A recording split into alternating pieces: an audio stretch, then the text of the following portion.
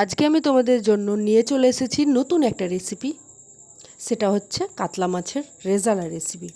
এখানে আমি কাতলা মাছ নিয়ে নিয়েছি, সেটাকে লবণ দিয়ে মাখিয়ে নিয়েছি। তারপর কড়াইয়ে তেল দিয়ে আবারও অল্প পরিমাণে লবণ দিয়ে দিলাম।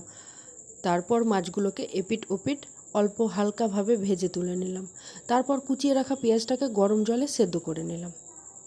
এখানে আমি হলুদের ব্যবহার করব না এই রান্নাতে। তারপর কড়াইয়ে তেল দিয়ে মৌরি, শুকনো লঙ্কা, তেজপাতা দিয়ে সেদ্ধ করে রাখা পেঁয়াজের পেস্ট দিয়ে দিলাম।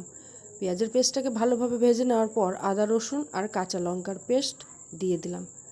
সেটাকেও ভালোভাবে ভেজে নেওয়ার পর কাজু আর পোস্ত পেস্ট করে সেটাও দিয়ে দিলাম।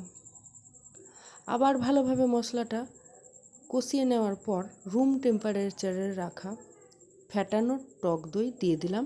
এবার ভালোভাবে নাড়তে থাকলাম যাতে টক দইটা ফেটে না যায়। ভালোভাবে মশলাটা কষিয়ে নেওয়ার পর দিয়ে দিলাম হালকা পরিমাণে জল। ঝোল ফুটে উঠলেই দিয়ে দিলাম মাছ। তারপর 10 মিনিটের জন্য পাম কমিয়ে রেখে দিয়ে দিলাম ওপর থেকে গরম মশলা। রেডি হয়ে গেল কাতলা মাছের রেজালা রেসিপি।